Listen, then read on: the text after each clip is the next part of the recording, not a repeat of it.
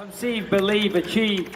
This is former UFC middleweight champion of the world, Michael Bisping. Paddy the Baddy here. You're listening to Combat Sports UK. And you're watching Combat Sports UK. Hello, my name is Ben Thomas and welcome back to Combat Sports UK. Today, I'm joined by Sumiko Inaba, who returns to Bellator 286.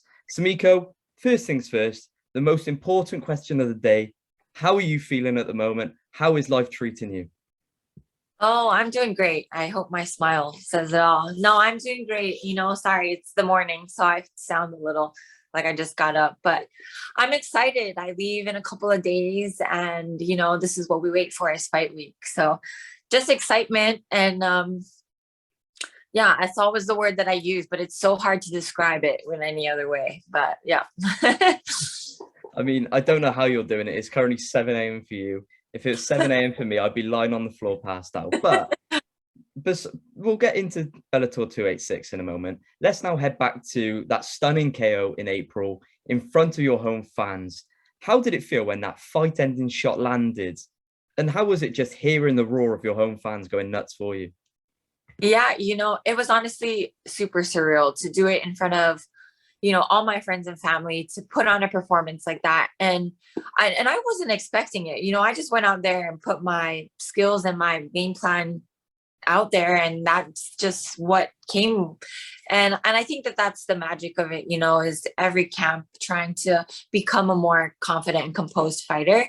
And I think that was able to show in my last fight. And oh man, it was awesome. I got to bring my daughter along during fight week and she got to experience that whole thing. She was there in the crowd. Like at the end of that fight, I don't think anybody realizes, but that's what I was screaming. I was saying, "Where's Lay?" And that's my 13-year-old. That's my daughter. And that's just like the emotions that come to me in that moment. And I mean, honestly, when I think back, it happened in almost slow motion when I knocked her out, and watching it back, it's just surreal. I'm blessed with a performance like that in a place, in my home, and I couldn't just be more than happy to have that result. How proud are you to wave that flag of Hawaii over your shoulder? I mean, in the game of professional mixed martial arts, we've obviously got Max Holloway, Dan Ige, but you are a small island in many respects to yourselves. How does it feel to have that flag over your shoulder, walking out for your nation? Oh yeah, Hawaii, they have so much pride in not just MMA fighters, which is huge, but just in, people in athletics doing really well. We're a small island in the Pacific Ocean and we don't get many opportunities. So when you do see someone get these opportunities, Hawaii fans just jump on board like they're your family, So it honestly, it was amazing. I love and have so much pride for my home, and I hope it shows when I'm out there performing. It certainly does show, and I know it will show this Saturday. You return at Bellator 286. How are you feeling ahead of your bout? Are you excited? Bit nervous to get back in there? How are you feeling? No, I'm excited. I'm ready to go. I want to fight consistently. This is what I love to do. And to be able to stay in shape and just keep getting better is exactly what I want. And so I'm on a time frame where I'm hoping to fight a little bit more often. So I'm excited and just a little anxious to get in there. But I think that, the time frame from my last fight to now, I have improved on my skills and my mentality, and, just being able to figure out the balance of life has been able to make fighting easier. So I think all that, and I hope all that will show on October 1st. So your opponent, obviously Nadine Mandiau, who's 2-5 as a pro. What do you expect to bring to the table? What do you expect her to bring to the table come Saturday? Yeah, so this is actually a rematch. We fought as amateurs 4 years ago, which she's been consistently fighting since then as well. So, I know she's improved. I know that she's come off of a few losses, and it takes a lot for a person to come back from a loss. So I know that she's very driven, very willing to put herself out there. And, I'm just excited and happy that she took the opportunity, and we both get to showcase our improved skills on such a big platform. Yeah, I was just about to mention it is the rematch, and you did beat her last time. Coming into fight night, will that play a factor, maybe mentally, physically, because you obviously know each other quite well?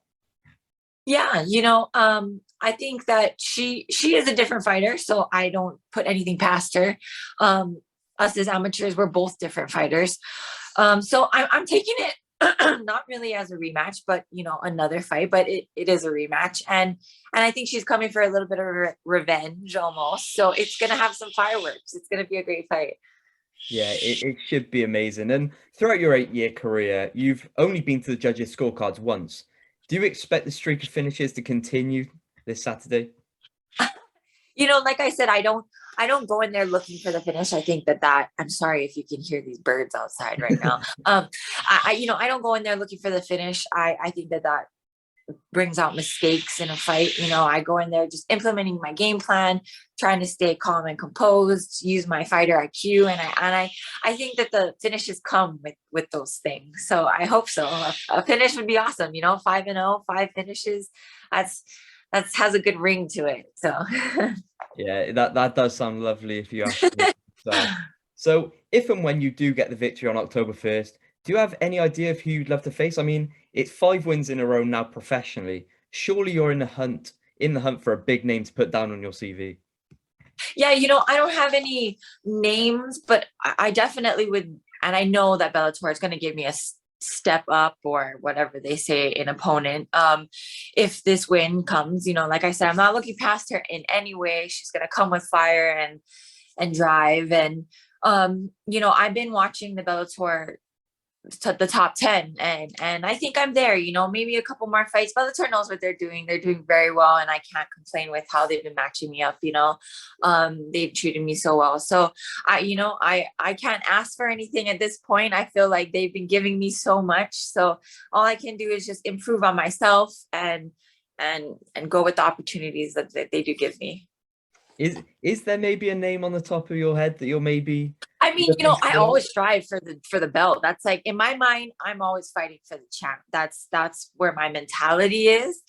So I can give you the champ's name, which I just heard that they're gonna have a rematch soon or within the next few months. So that's gonna be interesting. But of course, like the champ, that's what I strive for. That's where my goal is to be. So Liz Carmouche, you know. There we are.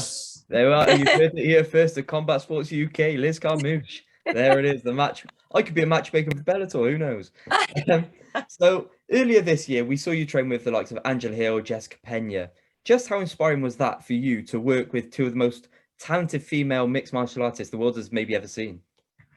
Oh yeah, it's such a big eye opener, being from, like I said, such a small place, going and exploring all these options where you just see martial arts on a different level. You're like, okay, I understand. This is where I need to be. And it was such a great opportunity and experience for me to have.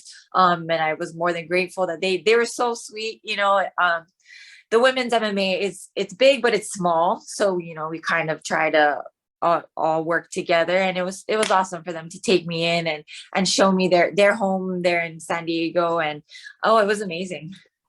That's what we love to see. I mean, I can see on your Instagram, Jessica Pena is so supportive of you, and she's obviously a huge name in the UFC. Is that something that like drives you to continue to keep going, to inspire maybe people who are still continuing to come through in the game? Oh, 100%. At one point, I was like the amateur looking up to all these people, and I still am. I'm still looking up to other fighters that are, have paved the way for us. And I hope that in the end of all of this, in the end of my fighting career, I, somehow am able to inspire the youth, or, just people trying, especially from Hawaii, from such a small place, to know that if you have the opportunities, you work hard, you have the drive, that it's there, you can do it, you can make your dreams happen. Yeah. So you briefly just mentioned you went to San Diego to train with these, but you are actually yet to fight outside of America, really. Do you prefer to fight there, or do you have plans of fighting internationally maybe in the future? I mean, we saw last night, I don't know if you watched, but Bellator Dublin, the Mm-hmm. atmosphere there was outrageous. Do you have hopes of maybe coming over to Dublin, the UK, anywhere else in the world? Oh, 100%. I would love to. That's the perk of fighting, is you get to travel. So my fiance was able to fight in Tokyo in 2019, right before all the pandemic had happened. And it was such an amazing experience, just to experience a different culture, a different way of how they do things, you know, just the crowd itself, the energy. It's very different wherever you go. So I would love to experience that. And you know, even if I was the I don't know, I don't even know the word I'm looking for, but I wouldn't have support of a home crowd. I would love it. You know, it would just be a different kind of energy, but I would love to experience that as well. Yeah. Yeah, I don't know if you saw last night, but the Dublin crowd was incredible. Crazy. Did you watch It's it? Did you see any amazing. of it? I did. I watched a few of them. You know, I know just from watching other fights when there is just the chanting and the way that it's in unison, and it's like, it's so powerful. Yeah, it's amazing. It gave me chicken skin or goosebumps. Yeah. The Irish are the best fans in the world. Oh, If you ever get the yeah. chance to go out to Ireland and fight, take that Oh, opportunity straight away. But if obviously you just mentioned Japan, that'd be a brilliant place to go and fight. If you could pick anywhere, maybe past or present, who would be your dream matchup in Japan? oh my goodness. Such a good question. That's what we do here at Combat Sports UK. My dream matchup. Um, Gosh, you got me drawing a blank. Like I would like to pick one of my favorite fighters, you know, to like test my skills. In my division. Mm, I don't know. I can't pick somebody. You know, growing up or in this sport, Michelle Watterson was always my inspiration. Like, she's a mom, she's a fighter. Um, I mean, I don't know if I would ever want to fight her, but in a sense of like being in the atmosphere and picking somebody, I guess, yeah, Karate Hottie, she's amazing. I mean, that would be a brilliant matchup. I'll be honest. So, kind of moving away from that, this is one question I love to ask everyone who I interview, really. What is one thing that mixed martial arts has taught you about maybe yourself, anything in the world? What is one thing that sport has taught you? Discipline, I'd say, you know, and I feel like that's something that the world, it's coming very far away from.